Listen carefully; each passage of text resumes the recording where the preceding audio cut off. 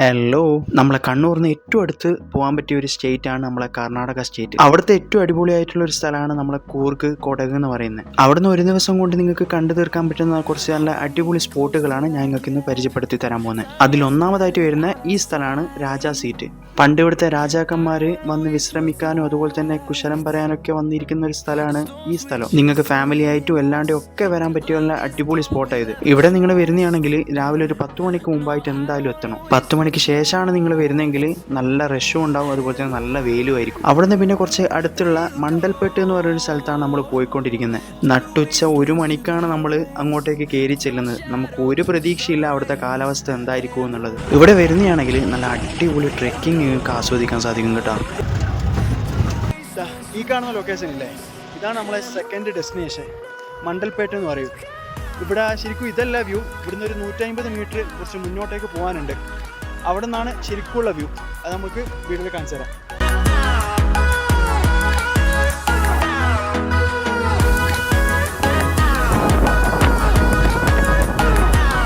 മണ്ടൽപേട്ട് എന്ന് പറഞ്ഞ ഈ സ്ഥലം ഏതാണ്ട് സമുദ്രനിരപ്പിൽ നിന്ന് 4500 അടിക്ക് മുകളിലാണ് ഉള്ളത്.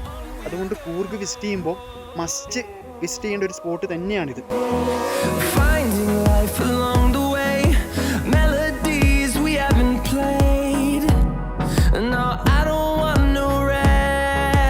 നമ്മൾ ഒരു പ്രതീക്ഷയില്ലാണ്ട് കയറി ചെന്നൊരു സ്ഥലമാണ് ഇത്. ബട്ട് നമുക്ക് ഇവിടുന്ന് തന്ന ഒരു അനുഭവം ഉണ്ടല്ലോ, അത് വേറെ തന്നെ ഒരു ഫീലിംഗാണ്. നിങ്ങളിവിടെ വരുന്നതാണെങ്കിൽ 2 ലൊക്കേഷൻ ഉണ്ട്.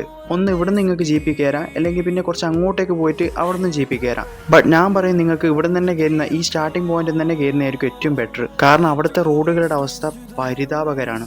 ഈ കാണുന്ന ഈ റോഡിൽ നിന്ന് ലെഫ്റ്റിലേക്ക് പോവുകയാണെങ്കിൽ നിങ്ങൾക്ക് അബ്ബി വാട്ടർഫോൾസ് എന്ന് പറഞ്ഞൊരു സ്ഥലത്തേക്ക് പോകാൻ പറ്റും. അത് ചെറിയൊരു വാട്ടർഫോൾസ് ആണ്. നിങ്ങൾക്ക് വേണമെങ്കിൽ കാണാം, ടൈം ഉണ്ടെങ്കിൽ നിങ്ങൾക്ക് വിസിറ്റ് ചെയ്യാമെന്നേ ഞാൻ പറയുന്നുള്ളൂ. പിന്നീട് നമ്മൾ പോയ സ്ഥലം 50 കിലോമീറ്റർ അവിടെ നിന്ന് മാറിയിട്ട് ശ്രീ തലക്കാവേരി ടെമ്പിളിലേക്കാണ്. ഇതാണ് നമ്മളെ 3ാമത്തെ ലൊക്കേഷനായിട്ടുള്ള തലക്കാവേരി ടെമ്പിൾ. ഇവിടുത്തെ ഫോഗ് അന്യായാണ്. ഇപ്പോൾ സമയം 5:30. ചെറിയൊരു പൊടിമഴയും കൂടി ഉണ്ട്. ഒന്നും പറയാനില്ല. നിങ്ങൾക്ക് ഞാൻ വീഡിയോയിലോട്ട് കാണിച്ചു തരാം.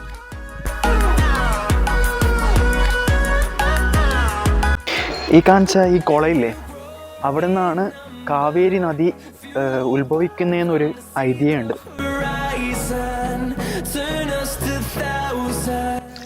ഇതൊരിക്കലും ഒരു മസ്റ്റ് വിസിറ്റ് സ്പോട്ട് എന്നൊന്നും ഞാൻ പറയുന്നില്ല. കാരണം ഇതൊരു ടെമ്പിളാണ്. അപ്പോൾ അതിൻ്റേതായ ഒരു പവിത്രതയും അതുപോലെ തന്നെ ഒരു ലിമിറ്റേഷൻസ് ഒക്കെ ഉണ്ട്.